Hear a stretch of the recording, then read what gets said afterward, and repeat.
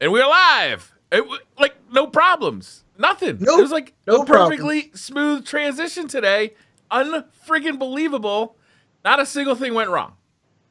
Not one thing. Let's knock Not on some even one. wood. I even remembered to mute the stream Hold on, so I hold don't on. have myself talking in my own ears. Robbie just got disconnected, Briar. Oh! We're so close. We're so close.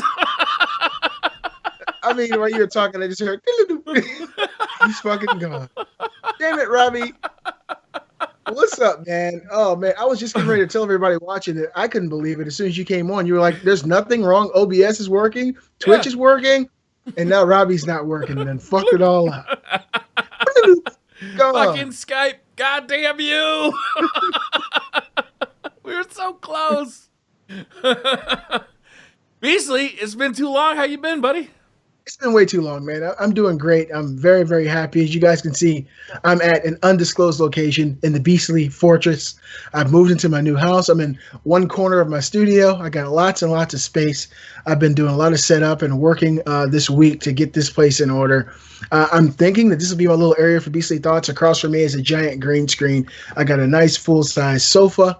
I got posters everywhere, old game boxes, console boxes. I got PSPs, everything all around me. I'm feeling really good, man. I've been missing you guys. It's been really tough. I'm excited for you, man. Like I love, you know this about me, right? I've said it before. Is I love like when people do like their man cave, setups. Their setups, right? It's like I just fucking love it. So I'm really excited that you're doing it now. Like you got a brand new space that you get to like make your very own. I wish I could be there. Oh man, it's so good. Like so I can like get in there. I even painted the walls PlayStation gray. That is the nerdiest thing I've ever heard. I fucking love it. I'm sorry.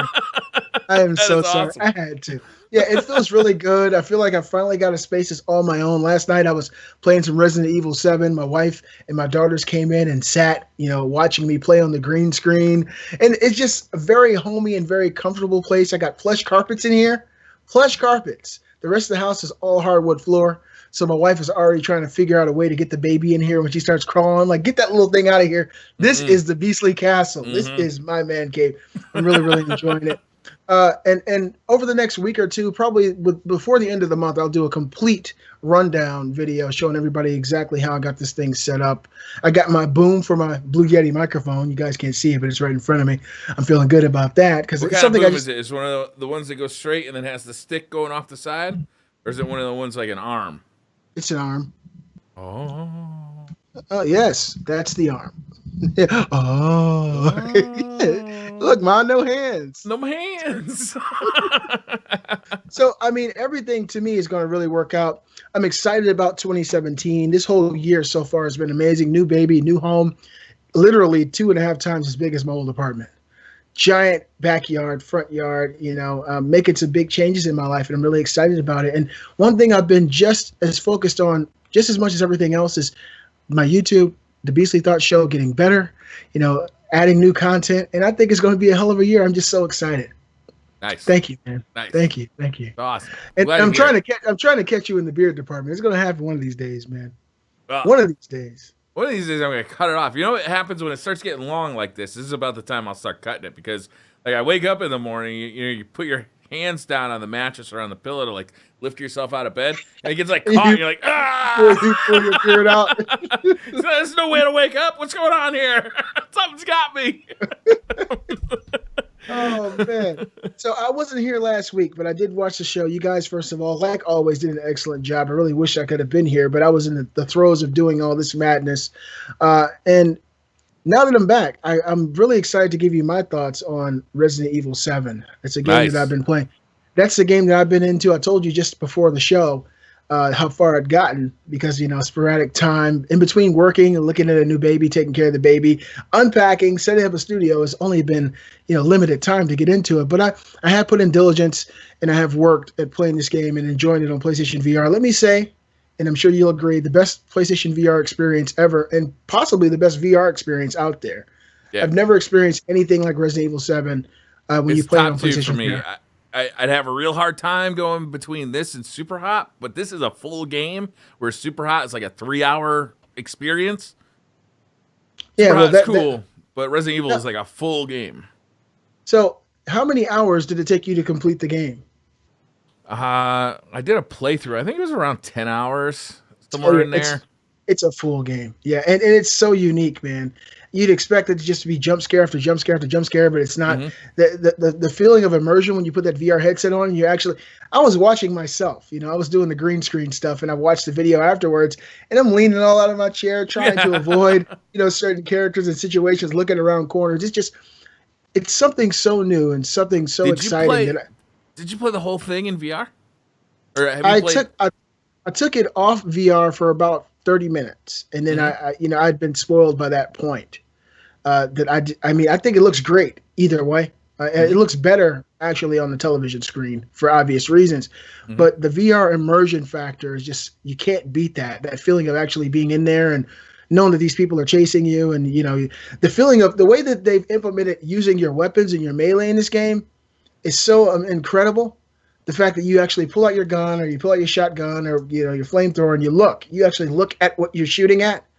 To me, that's added a whole new level, a whole new layer of the way that you play a game like this because you're not just using your controller, you're using your controller in tandem with your own natural head and neck movement. So it makes it you can't really miss. You're as good as you see.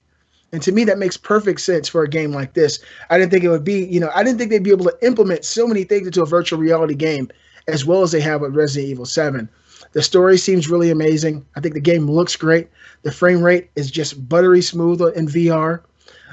The control scheme is something so recognizable but unique at the same time. If you played any traditional first person shooter, everything seems to work really well. It's just one of those games. I feel like after I beat this game, I'm probably going to beat it 2 or 3, 4 times because, like most Resident Evil games, once you beat this game, there's all kinds of free stuff. I mean, not free stuff, but unlimited unlocks and things like that you're able to get. And Yeah. I've always been a big fan of that in the Resident Evil series. And I think going through a game like this with unlimited, it's just going to be incredible, man. It's real. It's really good. My wife still hasn't played it in VR. She was playing it in her bedroom at the other end of the mansion Yeah, last VR night. is the way to go on this game. It's Definitely. so immersive.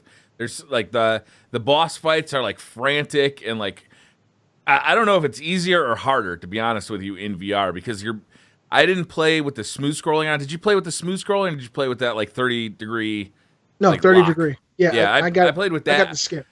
Um, and it was a little clumsy at times when fast action was required. I found it to be a little clumsy at times. Your character moves kind of slow anyway, and then that 30-degree thing. I found that I'm so used to aiming with my right stick in a first person control scheme that I'd start doing that during like really tense fights Hmm. and moving like then I had to readjust with my head because you aim with your head. That being said, I find it easy to aim with my head compared to like uh that kind of it's like a non-sticky first person aiming style. And with the guys like head bobbing all over the place, I find it harder to get headshots with the controller than I do with just looking at their head and firing. Yeah, So yeah, I totally agree. I found that the mixture of the two. I think that they've mixed them very very well because they could have gone all out and just made it more motion controlled design for attacking enemies. But I think that they've mhm. used it. They've kind of implemented the traditional controls, but giving you that added flexibility of actually using your head and your neck, natural movement, and it just makes perfect sense. The game feels so good when you play it. I haven't played any VR game for a prolonged period of time like this. I mean, literally every game that I play after 30 minutes max, 40 minutes, I'm starting to feel a little queasy. Mm. You've experienced that before, Oh, for sure. but Yeah. but I played this game for 2 hours straight without taking the headset off. And when you're playing a VR game, you're gonna fucking sweat. It doesn't matter what you're doing. You start sweating, it starts coming. But I played for 2 hours straight, and I still didn't have any desire to take it off. It means that Capcom somehow they fine tuned the development of this game, and I hope that Yeah. other companies are able to utilize similar technology to make games because this is proof, in effect, that real games can be played, and experienced on PlayStation VR versus these little $10 and $20 experiments like Batman Arkham VR. They kind of That could use every trick in the book to like minimize motion sickness in that game. Like when your focus, like your view comes like down, you kind of have tunnel vision when you're moving a lot of the time. and like that 30-degree shift keeps you from like Swerving, scrolling. There's a lot of tricks that they do. Plus, you're in like confined environments, so you don't often have like these huge like expanses and like these like vertigo-inducing moments where you're staring down into like a deep abyss. It's smartly designed for VR, especially at this beginning of VR stage where there's so many people who haven't kind of gotten their VR legs yet. As you play more VR, you're getting more used to it, and I think our tolerance to smooth scrolling and faster action will get better. Yeah, but for me, this is more than that, because there's a game that you and I both played that had this skip in motion when you turn, similar to Resident Evil, that makes you throw up after 5 minutes. It's called Here They Lie. You played that terrible game. Oh. I played that game. Yeah, just thinking about it made you sick again. Like, you remember being back in college, like the alcohol that you would drink that would make you gag immediately. You get that same feeling as soon as you hear the title, Here They Lie. I'm like, I feel it in my throat. Kool-Aid powder seemed like a good idea at the time. Yes, it sure did. But it's not. It's not. Horrible. It was not a good idea. So the developers behind Here They Lie had a very similar style of control, not the first-person shooter or the attacking aspect, but the way that you move around the world, the way you traverse the world, the way that you turn around and look at things, very similar to Resident Evil 7's. But that game, if you play it for 5 minutes, you're fucked. You're done. It'll make you throw up like within 5 minutes. Yeah, it was terrible. That's the game that Kate played that she hasn't put on VR since. Yeah. The thing about Resident Evil 2, though, is that it's a scary game, and that's got a lot of people afraid to play it. But once you get into it, you find that there's a lot of personality to the game, too. And you actually find yourself laughing and chuckling because the characters, like the bad guys, they're fun. They're like it's like a Freddy Krueger type of thing where, they're scary, but they're fun. They're like, it's fun to like listen to what they have to say. It's fun to watch them do what they do. They're entertaining. There's a lot of entertainment value in that game. I can't speak highly enough. I told Robbie, that it was my game of the year for 2017. I'm back. Best game I've played all year. Well, it's still the first month, but it's the only game of 2017 I played, so that's a fair point. It's going, I think it could definitely be a contender. There's some heavy hitters coming this year for sure, but I feel the same way. One of my favorite movies that came out in the last 15 years was the Texas Chainsaw Massacre, the remake. This family feels very similar to that family. When Jessica Biel was fine as hell, running from these people who are trying to kill her. That family feels very similar to this family. Of course, this family has other issues, but listening to them talk, they seem like just this crazy redneck family that doesn't give a fuck. Yeah. And somehow that's fun. It's more fun than just a mindless dead entity coming after you. These people have their own thoughts, their own ideas. They like to eat unquestionably sick stuff, and you just don't want to end up on the menu. Yeah. But I've been really enjoying it. I think definitely once I play it, I'm going to try to do a speed run of it and try to beat it in the quickest time possible. I've always done that with Resident Evil games. I did with 5. We're not going to talk about 6, 4, 5. Resident Evil Code Veronica, Resident Evil 3, Resident Evil 2, Resident and Evil 1. 6. Didn't know that was a real game. Never heard of it. It's not. It's a subgenre of Resident Evil Umbrella Chronicles. It's horrible. But I'm having a great time with this game. And it's one of those experiences that you really must have. If there's a person out there who would buy PlayStation VR just to experience something incredible, this is the game. I mean, if you have a friend who so would you recommend a PlayStation VR? Would you recommend somebody buy that right now? Okay, let's put it this way. Me and my brother had an in-depth conversation about this. Fucking Joe. Everybody say hi to Joe. Fucking Joe. Hey, Joe. He's doing it right. Okay, he's doing it right now. We had a conversation about it, and he told me, his wife bought him PlayStation VR. He bought the PlayStation 4 Pro. He already had a 4K TV, so everything worked out for him. And he's got HDR, so he has the best experience. But he texted me all last week, and he told me that if he didn't have this stuff already and he had a chance to actually play it, like at a friend's house or at a store, this would have motivated him to buy PlayStation VR beyond the shadow of a doubt. He said it's just, and you know what?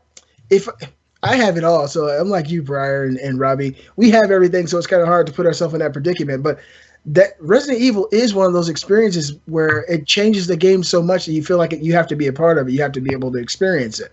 Mm-hmm. Like the first time you played like an open world third person adventure game like Super Mario 64. I know it's old, But Briar, you remember the feeling of actually picking up that Nintendo 64 controller and controlling a game like that, and it was so different from what we'd experienced. You just knew you had to have it. I think that Resident Evil 7 is very similar. If you put in the headset and you grab the controller, it's something new and something familiar, and it just marries so well together that I would say. I wonder if in 10 years, if there's going to be a difference in the people who played Resident Evil 7 in VR for their first experience and the people who played Resident Evil 7 on a TV or on a monitor for their first experience. I wonder if there's going to be a difference in how those people remember Resident Evil 7. Hell yeah, it's going to be a difference. Hell yeah. I mean, I was watching it, I got a 40-inch in the bedroom. I was watching Kate play that last night, and, she's, kind of early on in the game. She has to play it in between breastfeeding. And so I was watching her play it. Wow, couldn't care less. Yeah. Fuck breastfeeding. It's overrated. and so I was watching her play through like an early scene where Mia comes to you and she's like, "It's me, it's okay. What you did to me, I'm totally fine with it." And then she turns around and basically literally stabs you in the back and stabs you in the hand with a screwdriver. I was watching on the screen. I thought everybody had been through this shit. People should have played this by now. Come on. What's the beginning of the game? So I'm not going to tell you the part where she turns into a giant tomato and eats you. No, I'm just kidding. But now I'm fucking with people. But I watched the game, Beastly. Damn it. You're right, a big tomato. But I watched that part on the screen, and although it was fun, and I saw her kind of shaking and going through her little thing as Mia was chasing her down the hall, it wasn't the same. It looked fun. It looked kind of exciting and scary, but nothing really is tantamount to that feeling you have when you're actually in that hallway and you turn around and you see her coming. So I think that the experiences are going to be vastly different. Like people who play on the Xbox One right now are having a totally different experience than people who play on PlayStation VR, and it's just a sad truth. It's a very different kind of experience. Do you not agree with that, Briar? Do you think that playing on the screen and playing in the VR are similar, or to you are they vastly different? It's different. It's something you can't really describe. It's really hard. And I'm not saying every game is doing that. In VR. No. This is a very specific example. This is the only example, if you ask me. Well, there's others, I think. Well, are there other games that you can play in VR? And I want to talk. We've talked for 20 minutes about Resident Evil. I want to talk a little bit about what I've been playing because I'm pretty excited about it too. Let's talk. All right. Because Gary made me, went and got an Oculus. Gary Diaz is in chat right now. We talked on Skype for like an hour yesterday about it. I was, it's Resident Evil that really got me back into VR, right? Really got me excited about VR. So I went to a Microsoft store. I checked out a Rift for a while. I went to Best Buy and checked out the Rift for a while. The Vive at Microsoft, the Rift at Best Buy, and I decided to pick up the Rift. There's a 14-day return policy, so I figure, how could it hurt? And started playing a few games on that, and I got to tell you, I am absolutely stunned by some of the games. I checked out Google Earth. Have you guys seen that at all? No, I don't think so. All right, so Google Earth. It's Google Earth, right? You know what Google Earth is. Yeah. Mm-hmm. It's an app that runs, and you can spin the Earth around, and you can zoom in. Well, basically, this is that in VR. So you can fly around the Earth. You can go anywhere on the Earth. It's got Street View in it. You can go stand on any point in the Earth. You can stand at the top of the Eiffel Tower. You can stand at the bottom of the Grand Canyon. You can go to Manhattan. It's got Street View, so all the buildings are around you. That would be neat. Yeah, I went to the house I grew up in. Really? I went to the current house I live in. Like it's pretty stunning. And actually, when I went to the house I grew up in, it was like I was walking around, and you're walking around, it doesn't really feel like you're walking around, but you're in that spot. You're on the ground. You're looking at the house you grew up in. You're looking at, the yard that you used to play in. And it's like, there's emotion there. Like, it's pretty incredible. That's pretty cool. I played that for, honestly, about 15 minutes, though. And then I'm like, okay, let's start shooting shit. I want to start causing the pain. So I downloaded Super Hot VR. Super Hot, I've been talking about Super Hot because it's one of my favorite PC games right now. It's just so much fun. Super Hot VR is that plus, infinity. It's so immersive. so the Oculus, you can get these touch controllers for the Oculus, right? Yep. And basically it looks like a regular controller on the top, but obviously, they're tracked in 3D space, and they got a trigger here and then also like a grabber here. So when you're in VR, your thumb moves in real time, your pointer finger moves in real time, and you can open and close your hand in real time. And the game is so fucking cool because you're in super hot and you're dodging bullets like you're Neo from the Matrix. Oh yeah, and you're grabbing awesome. guns out of the air. Like you shoot a guy, his gun goes flying. You grab it out of the air. You're dodging another bullet from somebody else. You block another bullet with the gun, and then you shoot him. It's like, and it's all happening. I tell you, I think I'm gonna be sore from playing this game because I'm like trying to balance on one leg. I got both arms like splayed out because I'm trying to shoot at two different people. I'm sweating bullets because I'm like exerting myself playing this video game, and I couldn't be having more fun. Like it's unbelievable. It's such a big difference from the PlayStation Move experience, and I think it's the biggest failing with PlayStation VR for me is those fucking Move controllers. They're terrible. They don't track very well. They don't have analog sticks on them. They don't have enough buttons at all on them. And for the difference in the Oculus with the, like, graphically, it's hooked up to my computer. It's got a higher res screen. That's great. The real difference to me is the 3D space that I have in the touch controllers, because these things are accurately represented in the game. I feel like I can aim down sight. The thing is dead steady, whereas if I have a Move controller and I'm playing something like Lethal, like the thing's doing like this the whole time. And like, you can hardly aim. But this, when I hold this thing, it's like it's dead fucking steady. What is the Oculus using to track your movements? Is it a camera system? Yeah. Okay. So you can set it up a few ways. If you buy just the headset, you get one camera that sits on your desk and just kind of stares at you. When you buy the touch controllers separately, and they come with another camera, and you set those up 3 to 6 feet apart, like kind of diagonally like that. And then for another $80, you can buy a third camera and set that up behind you, so that tracks you better when you're turned around. I haven't bought the $80 camera yet. I've only got the two kind of in the corners in front of me. I'm not sure at this point that I'm going to buy the third. You don't feel like it's necessary? Not with the games I've played so far. There's one game that I'm really looking forward to playing that I think might require that third camera, and that is Arizona Sunshine, which I think might be I might be behind myself more. But so far, with like Super Hot, with a few of the games I've played, it's very much stand there, move like left or right, move. Maybe I'll be facing that way, but I'm rarely facing like directly away from it. So if I start to have that problem, I might look into buying a third camera. At this point, I don't really see the need. But man, I've been nothing but impressed by these touch controllers. I did like the Rift a lot too. One of the things was that the headset was significantly heavier. Like it just was not as comfortable as I did try the Vive as well too.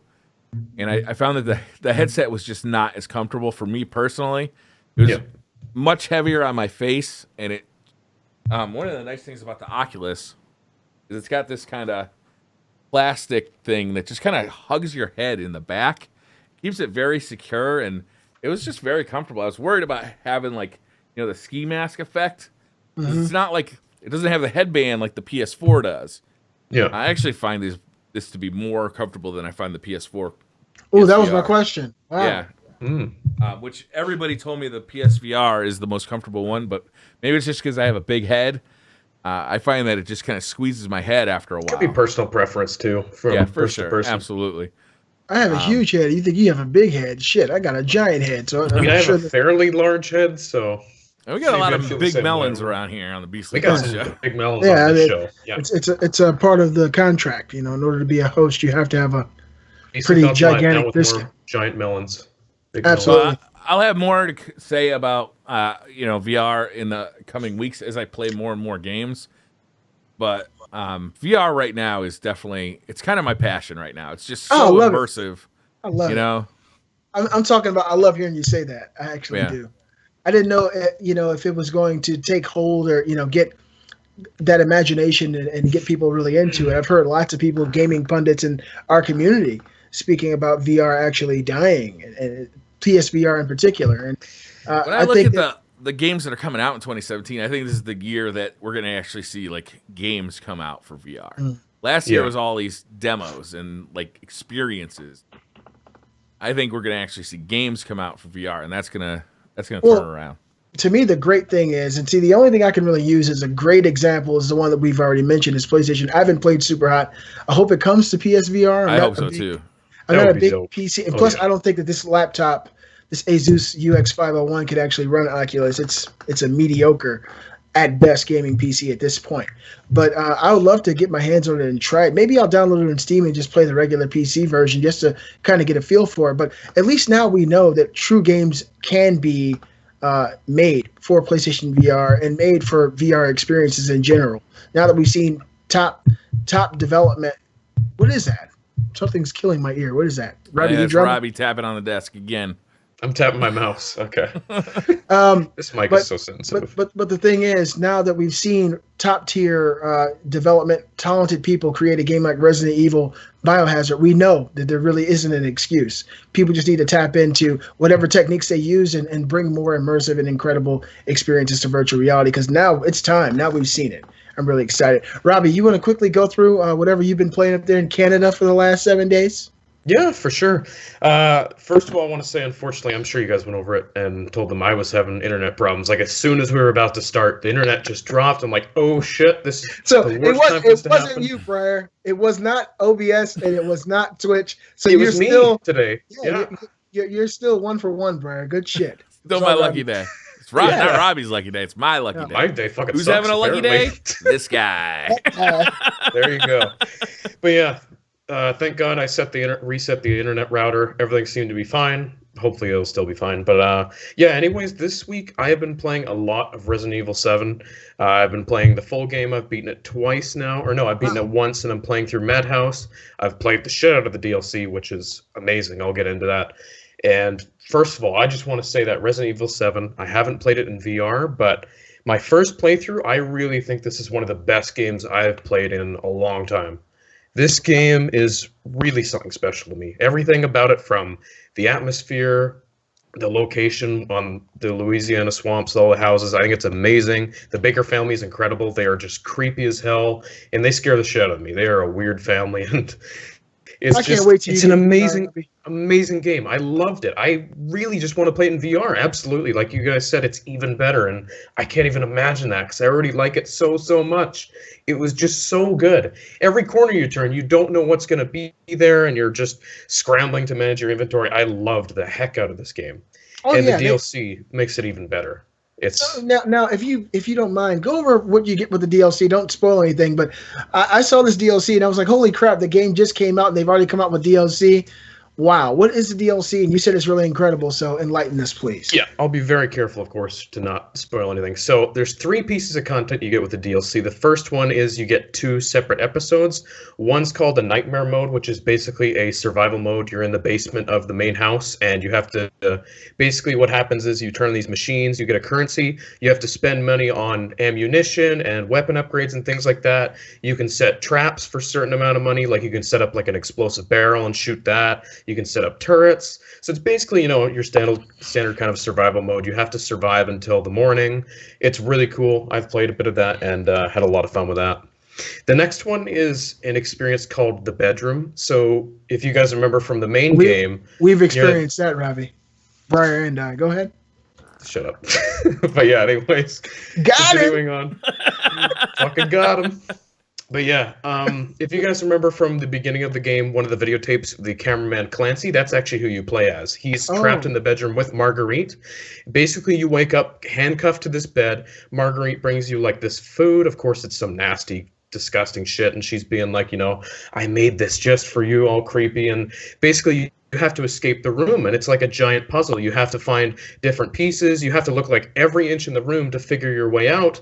And what happens is, if you make too much noise, Marguerite will actually come back in and say, "What was that noise?" And if you're not back in bed, she will fucking kill you. And so you have to reset the room back to the way it was and make it look like nothing was touched. And without, spoiling too much, like, it was just amazing. That sounds really awesome. Yeah, it's awesome. It's just one big puzzle trying to escape this room, trying to find all these little clues and notes hidden. It's really cool. All these different items. And I absolutely loved it. And then the final piece of content in the Volume 1 DLC is this mode called Ethan Must Die. Now, have you guys heard anything about this mode? I have not. Oh, let me tell you, this is like tougher than the Madhouse mode in the main game. It is ridiculously hard. I still have not beaten it. So basically what happens is you're at the start of the main house. You have no inventory whatsoever. You have no items, and you have to go basically get all the way through the house, find all the stuff you can, save as much ammunition you can, and you have to kill Marguerite at the very end. And basically what happens is there's these boxes hidden all throughout the house, all throughout the way you go, and there's like different levels. You'll find like a flamethrower, you'll find a handgun, you'll find a shotgun, and it's completely random too. Every time you play it, you get a completely random set of items. You don't know what you're gonna get. So you may get nothing but health kits, and you may not get like any good weapons. You might get like 3 handguns in a row, but nothing else to defend yourself with. You might just get a knife. You don't know what's gonna happen, and it is crazy hard. It's like one hit and you're dead from any enemy, and there are so many moments where it's really tough. I still haven't beaten it. Like, it's freaking hard, but it's really, really cool. All that There's stuff so sounds many fun, traps. but I want more story. Like, these are nice little side pieces for $10. I don't even know if I'm gonna buy it. I'm gonna wait to see. There's another DLC coming out. You know what? In a week or two? Yeah, a week from now. Yeah. I want it. I want more story, man. So like, wow, there's 2 DLCs already. Okay, what's the second and then DLC in spring they got a free one coming out. Yeah, there will be. So is there going to as well. be more story with the second batch of DLC? You don't know yet? I think the spring one has more story. I don't know about the second one in February. One thing that I heard that's a little disheartening about this DLC is that it's not playable in VR. I think that's true. Some of it is, some of it's not. Yeah. Okay. Ethan Must Die, I believe, isn't. I think the rest of it is. The rest of it is, yeah, you're right on that. Okay. Well, it sounds interesting, and I'll more than likely end up buying all the DLC for this game because I'm totally in love with it. All right, I will say this, though. You guys are right. It's not really story content. This is side stuff, but what's there is really cool. But it does disappoint me that this wasn't in the game to begin with, right? I mean, it's awesome. I love it. Every single piece of content is super cool in this. But it seems like some of it could have been included. The fact of how long has the game been out? It's been out for what? 2 weeks? 2 weeks, not even, yeah. And they've already got 2 batches of DLC out. It seems like some of this stuff could have been... Well, at least they're going to give us something for free at some point. But at least the content so far is good. Like, it's really good, though, what they've done. So, it's cool stuff. Yeah. All right, so we do have some news for this episode of Beastly Thoughts. Super Bowl Sunday episode. Robbie, would you like to get us started? Wait, what? It's a Super Bowl? Yeah, it's a Super Bowl, man. Don't go, Briar. Briar, no, don't leave us. I gotta watch the Pats kick the Falcons' ass. Dude, that's why we did the show early today, to not miss it. That's why we're doing it early today. So Cortana agrees with you, Briar. I asked Cortana about what time the kickoff was, and she did say the Patriots would win. I was like, holy shit, really? Aren't you just artificial intelligence? And she was like, yes, I'm very intelligent. I was like, wow. There you go. I mean, because I live in Atlanta, and I got to represent where I'm from, and it is what it is. But we'll see what happens later on. And the last bit of news is about Destiny, Briar. So don't leave. Yeah, Brian, please don't leave. Destiny news? We'll have enough time to watch the game after this. We'll have time. All right, Robbie, get us started. Get us started with the news, Robbie. All right, first bit of news today. Nearly 10% of all Resident Evil 7 players have played the game in VR. So this isn't just on PS4. This is across the entire player base, which is really cool to me, man. Wow. Really cool. Well, I really great news. I'd love to get information or at least get some idea of how many PSVRs have been sold. We're getting more. I think that information is out, isn't it? I don't know. I haven't seen any. I got some news coming out later on this week, maybe today or tomorrow, a video that I did yesterday, where we're getting our second batch of PSVRs this month. and there's going to be two batches. One of them will come with the PSVR Worlds, and the other one will come with what's the scary shooter? The only other good PSVR game that came out way back in the day, where you got both move controllers. Guys, help me. No, Hayden Panettiere was in the original game. Rush of Blood. Rush of Blood?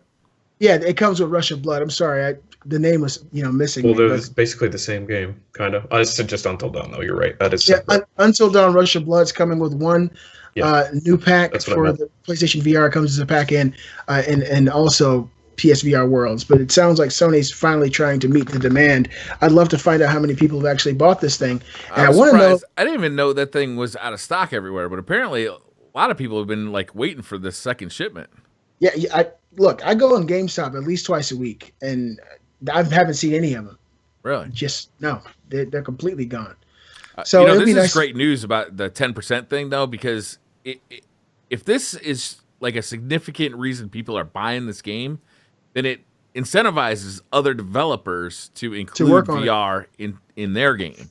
And hopefully, as more people see, great VR experiences, it incentivizes more people to buy into the VR hardware, and then increases the user base for VR software, which means more development dollars go into VR software, right? So it's like this cascading thing, and the fact that this is in the news, and that clearly Capcom is very pleased about this, and 100,000 users are playing in VR. That's great news. Like, if you're excited for the future of VR, this is great news. Well, I don't know exactly how many Resident Evils are sold. It's the last I heard was like 2.6 million it sold. So 10% of that is on PSVR, and that was at least 4 or 5 days ago when I heard this information.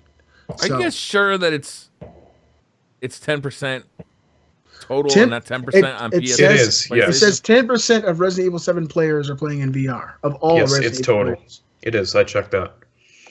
So, I mean, that's exciting news. And who knows, man, if PSVR is able to pick up after games like Resident Evil 7 have been released, PSVR 2 is probably be coming right around the corner in another 18 months or so. I have a feeling, too, I would that wait. for I think they would RE7, wait. most people just bought it on PS4 You think they should wait on it? Yeah, Probably. you gotta let people enjoy their hardware a little bit. I think they'd wait until the next iteration of the console cycle. PS5. Okay. Yeah. All right. I don't think that the PS4 Pro is really capable of pushing that hardware much further. Oh, and just so you guys know, I was watching one of my favorite podcasts, PlayStation PS I Love You XOXO, and a very smart gentleman by the name of Colin Moriarty agreed with the Beastly Gamer that we'll see the PlayStation 5 in 2018. Just want to let you know. It won't be announced this year. There's no chance, though. You're crazy. You're crazy on that. All right. Just gonna say. If you're right, though. I look crazy, is so I just might be. But okay, continuing on. For Honor will have an open beta on PS4, Xbox One, and PC from February 9th to the 12th. It will include a brand new elimination mode and is available to everyone. I haven't played this game. Oh, it's fun. You guys have. Yep. Would you like to share your thoughts with me? I would really like to know if this game is worth picking up. From the little glimpses I heard from you guys last week, it sounds like it's definitely worth buying. I missed it. What game are we talking about? I was reading chat. For Honor. For Honor. Oh yeah, okay. It's cool. It's a cool game. Okay. It doesn't feel like a traditional fighter, or I mean, no, it feels something completely unique. Yeah. So you got the two thumbsticks, right? You're running around with, the left one, but the right one, when you're in a fight, it changes your stance and it changes where you attack from with your sword or whatever your melee weapon is, and where you're blocking. So if it's me versus you, I might swing from my right, which means you have to block to your left. But then you don't want to counterattack from the left because I'm already guarding on that side. So you want to quickly switch. And oh wow, it's a lot of fun. I think it's a high skill level, a high skill cap on this game. A lot of patience too. Timing is super important in this. You got to time your attacks, and you got to just kind of outsmart somebody. It's slow movement, almost like Dark Souls. So it's very methodical. You're not just spamming buttons. Yeah, you can fight 1v1, you can fight 2v2, or you can do this like Dominion mode where it's 4v4, but there's also like an NPC army in there. Yeah, it's basically like a large scale battle. It's pretty cool. What I'm really looking forward to seeing is I I really want to know about the single player campaign because that's going to convince me to buy this or not. Yeah, and I think the just other the way thing you described too it, just the way you described it sounds really interesting already. It is interesting. I'm glad I played it because I don't know if I'm going to buy it. I think I'm going to buy it, but it kind of depends. There's a lot of really good stuff coming out right now. And I don't know if I'm going to be able to devote time to it, you know? And I think it's one of those games you got to devote a lot of time if you expect to get good. Yeah, and the thing is, when I played it, I'm like, I really like this game, but this totally depends on friends playing for me to get it. Like, I like it. I know I like it. I like the combat. But this is such a team-dependent game. I'm only going to get it with friends. Yeah. Well, it goes back to that old saying, Robbie, it ain't no fun unless your friends can't get some. All right. Yeah, that's the thing with For Honor. Definitely, that applies. We're not talking about sex. We're talking about... Let's move on. All right, so this is exciting news. Additional details have been released from EA regarding this year's Star Wars Battlefront sequel, reiterating the game will have a single-player campaign, promising more heroes and characters, and it will take place not only in multiple locations, but also different eras within the Star Wars universe. How are you guys feeling about Battlefront 2 at this point in time? Man, I just bought Battlefront like the other day. What? Yeah, it's on sale right now for $10. It's on sale right now for $10. Like that. Yeah, so I don't really have any interest in playing the game, but I figured, you know what? I really want to play that X-Wing thing they have in VR. So for $10, I picked it up. And, you know, if I goof around with it a little bit, I do. If I don't, I don't. You know, for $10. No, I haven't tried it yet. It's okay. Right now, actually, there's a huge sale on PSVR games. Huh? There is. Yeah, it's like a big sale. Like, a lot of games are like 33% off, like in that range. So if you've been kind of eyeballing some of those games, thinking, you know, I know I'm going to play this thing for half an hour, an hour. Is it really worth $10 or $20? Well, maybe 33% off. Thank you for letting me know that. I'm going to definitely check it out. There's a few games I've been on the fence about. Some that I really want, like Tumble VR, which is just a nerdy stack the block type of game, but I really enjoyed that experience. There's a few of them that I really want to get, but I've just been on the fence kind of waiting for a deal because you really don't see PSVR deals. So thank you guys for letting me know about that. I'll definitely be looking into it. But Star Wars, I think that, you know, when it first came out, it sold like bananas. I mean, it was just insane how many people were buying this thing, buying the console. Overall, it's not a bad multiplayer shooter, but the aspect of Star Wars that people have always loved and cared about have been the stories and the worlds. And I just feel like if you do an online-only type of player versus player experience, you miss out on the potential of exploring more stories and characters. So it's good to hear that they actually... The part of this that's really exciting to me is this is a game that has a full single-player campaign. And I think that if you're going to make a game like this, barring things like Overwatch... that has to be a part of the package. So I'm actually excited about it. Overwatch I don't really complain about because that game is just so damn fun. It is. Yeah. Overwatch is a That's got replayability too. Like they nailed that. Blizzard really just knows how to do that kind of stuff. They're the masters at it. All right, so continuing on with our news today on the Super Bowl Sunday, BioWare is currently at work on an entirely brand new IP, unrelated to anything the studio has done before. Not many details were revealed, but the game is confirmed to have multiplayer integrated in some way. The game is planned to be released by March of 2018.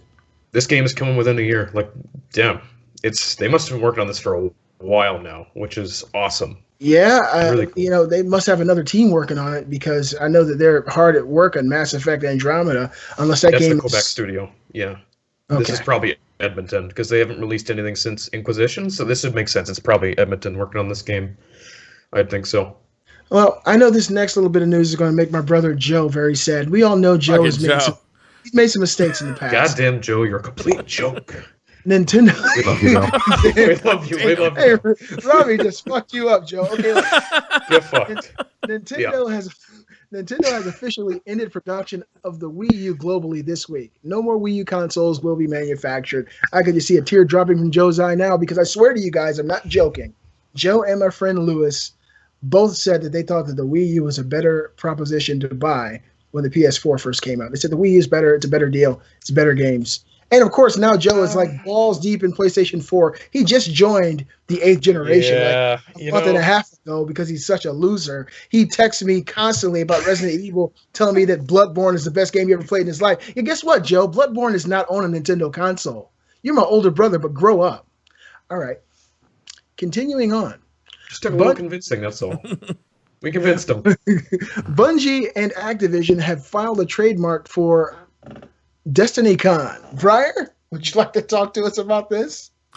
Take it away. So, my views on this have actually changed. I made a video about this when the news first broke, and I was pretty excited about it. I'm like, there already is a Destiny-related con. It's held in Florida in the summertime.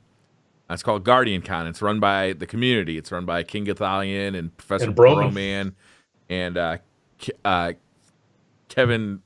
Yeah, I forgot his name. Kevin Vision 101. K-Magic 101. Sorry. Okay. So I was kind of thinking, hey, wouldn't it be cool if that was happening on the East Coast in the summertime and this Destiny Con, officially the official con held by Bungie and Activision was held on the West Coast in like the winter time. So every 6 months you got a con, and one was on the East Coast, one was on the West Coast. And the more I think about it, the more I think that they're just protecting their trademark here. Originally Guardian Con was called Destiny Community Con. Bungie asked those guys to change the name of it, and I think they're just protecting their trademark. I think you may be right about that. Con. Wouldn't that be cool though if like they announced Destiny 2 and then at the same time they're like, we're having this huge convention, we're gonna reveal a ton of details? That would be kind of neat though. I mean, might do that. I'd be excited. It's more opportunities for Guardians to go and meet each other, more opportunities for Bungie to meet their community, more opportunities for news to come out. Like all sorts of good stuff could come from a Bungie held con. Absolutely. I'm not convinced it's gonna actually happen though.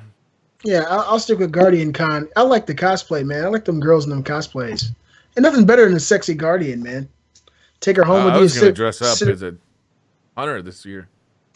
Being a sexy cosplay, you know what I'm saying? Yeah, got you, baby. Bro, I want to see that. Oh, yeah. Have that beard in full display, too, with that hunter outfit. Yeah. Oh, yeah. His beard will be coming through. Under the helmet? Yeah. Where's Briar? Oh, there he is right there. There he is. That motherfucker can't hide. Don't make helmet that's big enough for you, motherfucker.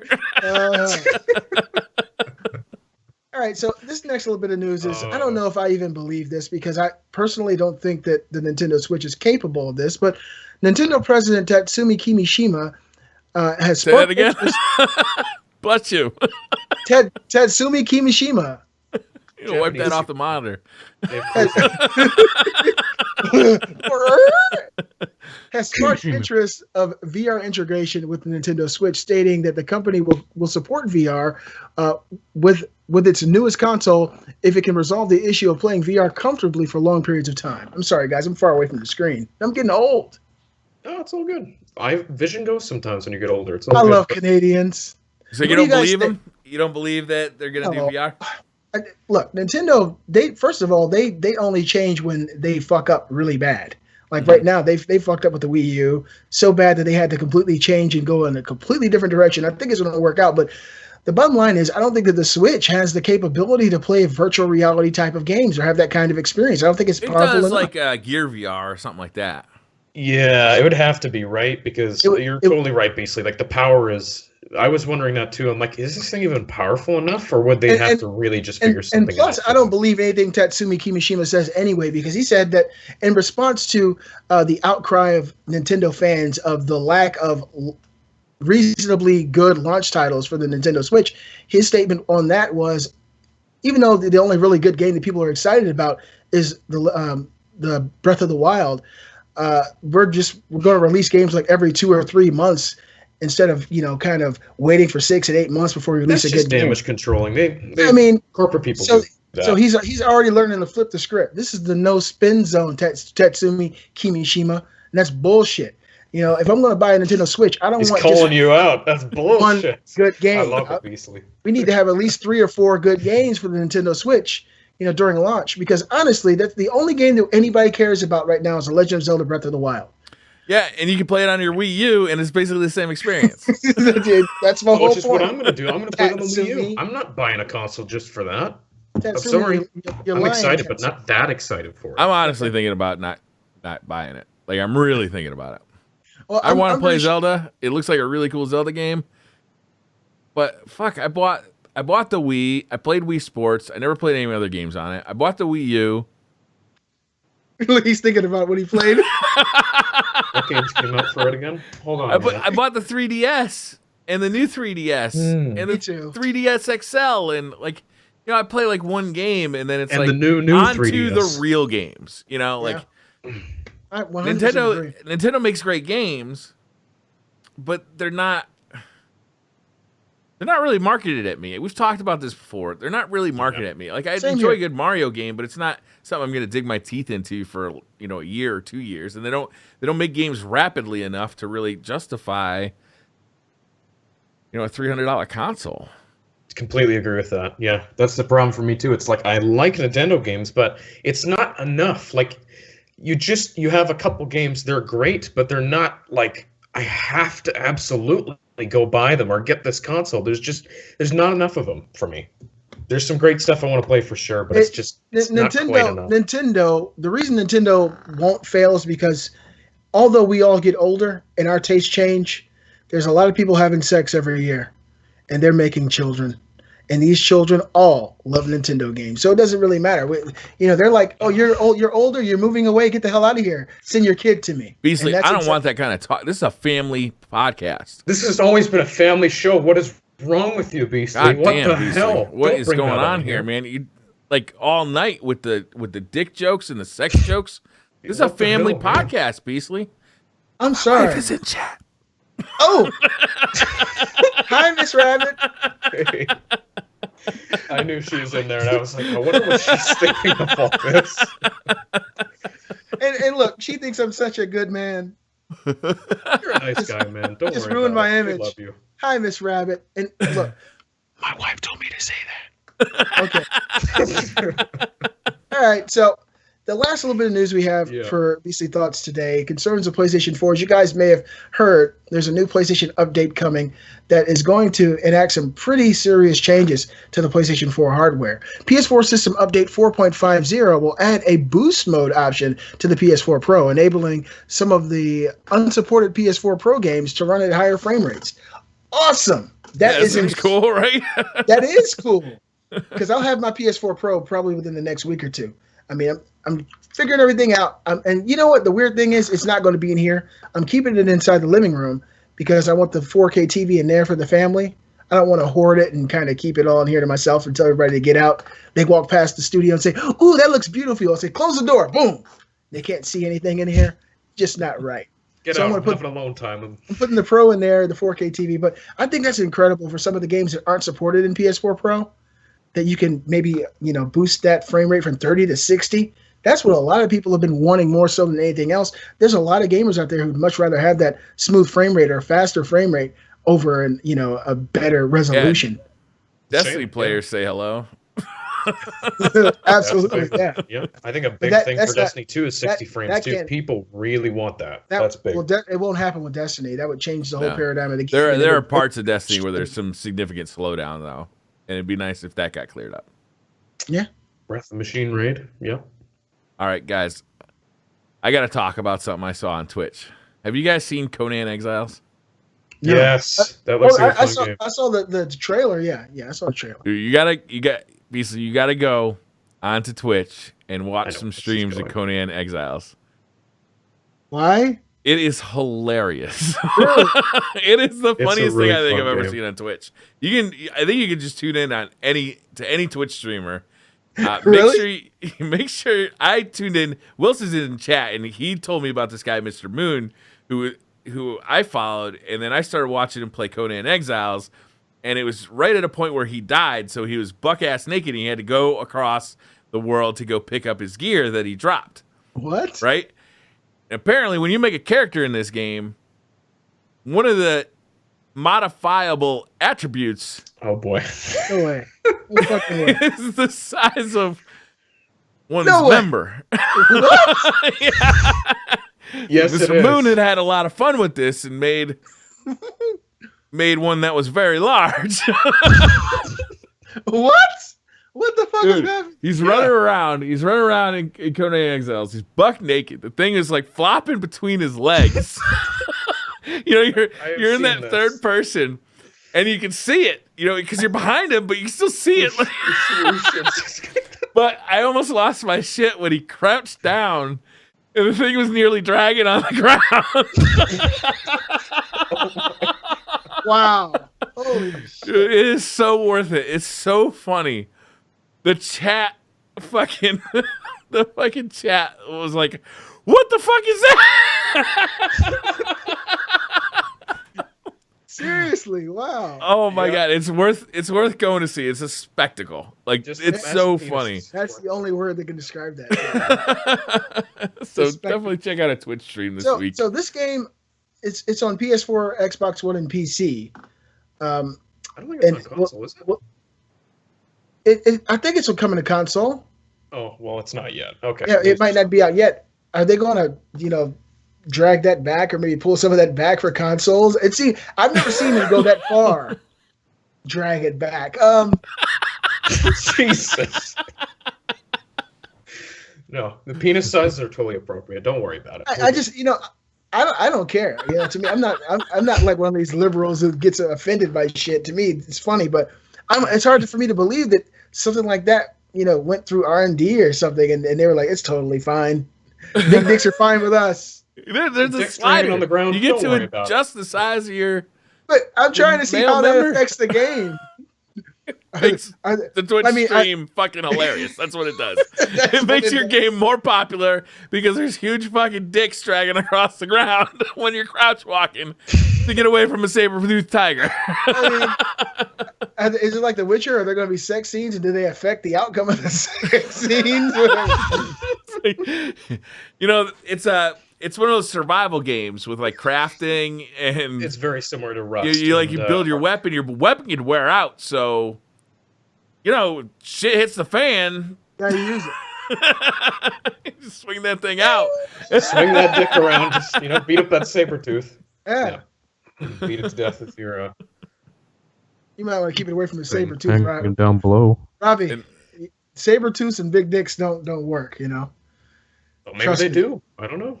Trust me, they don't. Don't knock it till you tried it.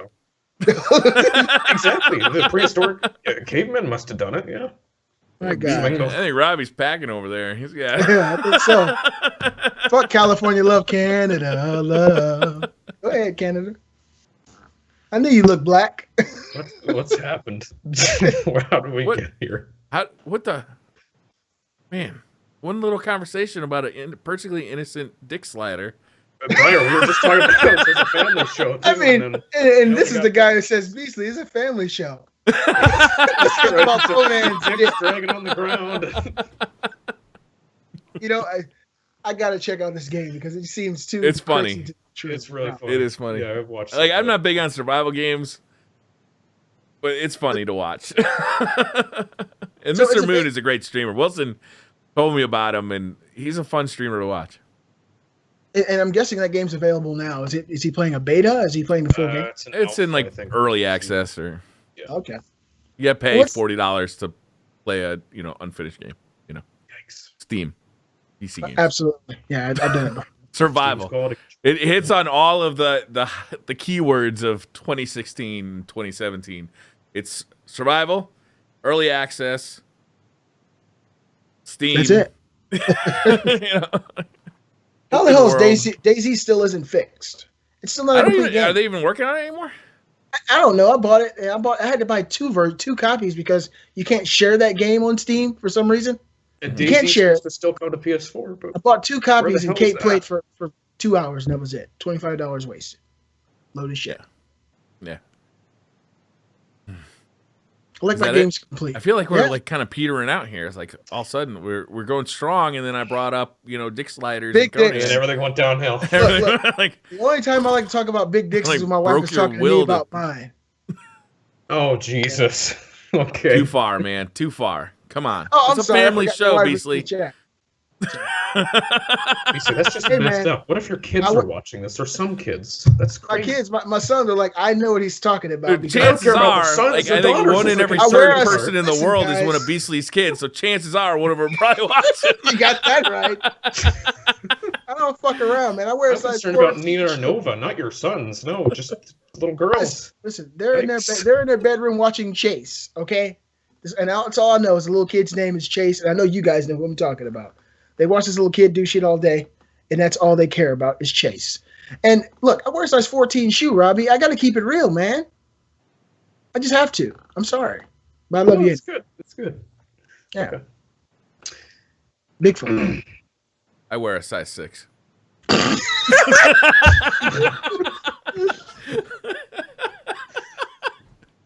Very big heads run in my family. Very small feet. Petite feet.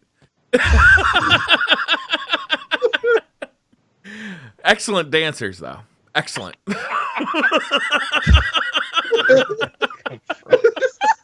Hey, man. Thanks for that. Like angels. I can see Briar just spinning around right now.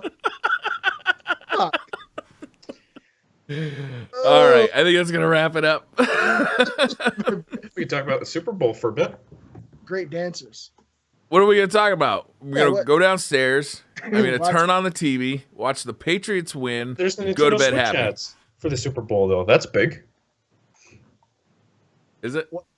Yeah, I'm trying to see how. Yes. Okay. I mean, I think it is. It's the Switch being advertised to 100+ million people. People that have probably never heard of it. This is big for them. Let's switch over to this person. And then, hey, did you guys hear about the rumors? There might be a new Red Dead Redemption 2 to the lingerie trailer bowl. as well. Yes. That's big. You guys didn't hear about that? Switch the channel. I'm sorry. I was making I Switch get jokes. I know. I like the haircut, Robbie. It looks great. Same Yeah, here, you look Briar. good. Look good. Like the next John Connor from Terminator. I like it. All right, guys, we're gonna wrap it up before I make any more dick jokes. Yeah. Been on a long string of them lately. Yeah. Thank you guys very much for hanging out. I had fun in the chat tonight too. You guys were hilarious. It was great. Yeah. Thanks everybody for hanging out. Gary, thank you for the phone call yesterday. I really appreciate that. Gary spent an hour of his day just talking to me about VR, which I really appreciated. Thanks a lot, Gary. Thank you, Gary. Really. So Gary's that's a going to nice do guy. it for this episode. We'll see you next week. Next See week, you guys baby. later. Bye. Now's that time where we have that long, awkward pause. Lol.